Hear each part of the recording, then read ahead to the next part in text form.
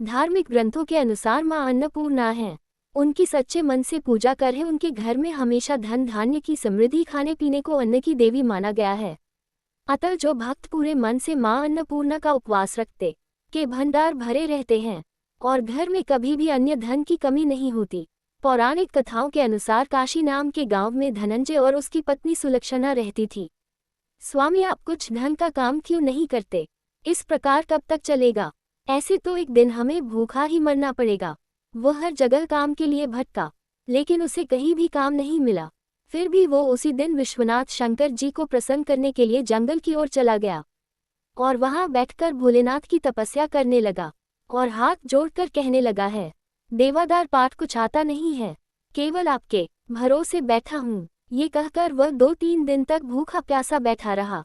ये देखकर भगवान शंकर ने धीरे से उसके कान में कहा, अन्नपूर्णा अन्नपूर्णा। ये शब्द सुन धनंजय ने अपनी आंखें खोली। अरे ये कौन और क्या कह गया? तभी मंदिर से आते ब्राह्मणों को देखकर उसने पूछा, पंडित जी, यह अन्नपूर्णा कौन है? तू अन्न छोड़ बैठा है, सो तुझे अन्न की ही बात सोचती है। जा घर जाकर अन्न ग्रहण कर, तभी तेरी अक्ल ठिकाने आएगी। धनंजय घर गया और उसने सारी बात अपनी पत्नी स्वयं शंकर जी ने यह मंत्र आपको दिया है से बताए, नाथ चिंता मत करो, मुझे लगता है वे स्वयं ही खुलासा करेंगे। आप फिर जाकर उनकी आराधना करो। धनंजय फिर जैसे का तैसा भूखा प्यासा जंगल में तपस्या करने लगा। उस रात भी उसके कान में शिवजी ने कहा, तुम पूर्व दिशा में चले जाओ और अन्नपूर्णा नाम को जपते जाओ। धनंजय ने वैसा ही किया। वह कितने ही दिनों तक चलता गया। फिर एक रोज उसे चांदी से चमकती वन की शोभा दिखी है। माँ अन्नपूर्णा, हमारी सभी इच्छाएं पूर्ण कर। जय माँ अन्नपूर्णा है। देवियों, आपके क्या कह रही है और क्या कर रही है? उन सब ने कहा कि हम सब माँ अन्नपूर्णा का व्रत करती है। व्रत पूजा करने से क्या होता है और इससे क्या होता है? ये कैसा व्रत है और कैसी विधि है? मुझे भी विस्तार से बतलाओ, क्या मैं भी इसे कर सकता हूँ? हाँ, इस व्रत को हर कोई कर सकता है। 21 दिन तक के लिए 21 गांठ का सूत लेना चाहिए। 21 दिन यदि ना बने तो एक दिन उपवास करें। ये भी ना बने तो केवल कथा सुनकर प्रसाद ले, निराहार रहकर कथा कहे से अंधों को नेत्र मिले, लोलों को हाथ मिले। व्रत के दिन क्रोध न करे और झूठ न बोले। इस व्रत के करने से क्या होगा? इसको करने निर्धन के घर धन आए, बांझी को संतान मिले, मूर्ख को विद्या आए। जो जिस कामना से व्रत करे माँ उसकी इच्छा पूरी करती है। बहनों, मेरे पास भी धन नहीं है, विद्या नहीं है, कुछ भी तो नहीं है। मैं तो दुखिया हूँ, मुझे भी इस व्रत का सूत धागा दोगी? हाँ भाई, तेरा कल्याण हो, हम तुम्हें अवश्य देंगी। लो, इस व्रत का मंगल सूत लो। धनंजय ने भी उनके साथ व्रत किया और माँ अन्नपूर्णा की कथा सुनी। व्रत पूरा हुआ। उसके सामने माता अन्नपूर्णा विराजमान है। माता, आप तो अंतर्यामी हो, आपको अपनी दशा क्या बताओ?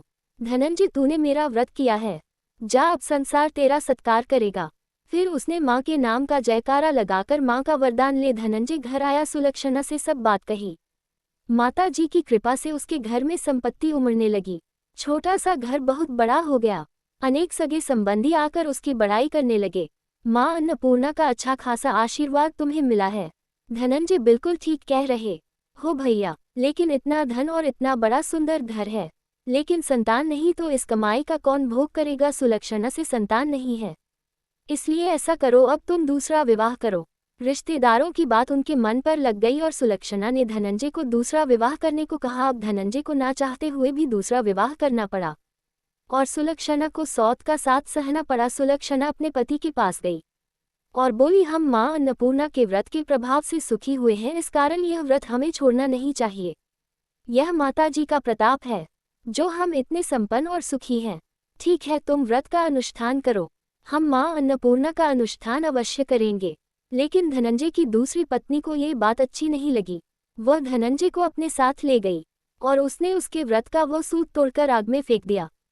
उस सूत में आग लगते ही माँ अन्नपूर्णा का कोप अचानक जाग गया और उनके घर में अचानक ही आग लग गई। अब धनंजय के पास कुछ नहीं रहा, इसलिए उसकी दूसरी पत्नी उसे छोड़कर चली गई। सुलक्षणा ने धनंजय से कहा, आप घबराएं मत, एक बार को पूत कपूत हो सकता है, लेकिन माता को माता नहीं हो सकती। इसलिए हम दोनों मिलकर एक बार फिर माँ अन्नपूर्णा का व्रत रखेंगे और उन दोनों ने पूरी श्रद्धा से, पूरी भक्ति से आराधना करेंगे। एक बार फिर भाव से माँ अन्नपूर्णा की पूजा की। धनंजय, मैं तेरी और तेरी पत्नी की पूजा से प्रसन्न हूँ। यह मेरी स्वर्ण मूर्ति ले और उसकी नियमित पूजा कर। तेरे घर में कभी भी किसी चीज की कमी नहीं होगी और तेरी पत्नी की पूजा से भी मैं अत्यंत प्रसन्न हूँ। उसे मैं पुत्र का आशीर्वाद देती हूँ। वह दौड़ा दौड़ा घर गया और अपनी पत्नी को सारी बात बताए। अब दोनों मिलकर मां अन्नपूर्णा की भक्ति करते। कुछ समय बाद उनके पास फिर से धन दौलत आ गई। अब वह दोनों बहुत खुश थे। अब वो मां अन्नपूर्णा की हर रोज पूजा करते और खुशी खुशी जीवन यापन करने लगे।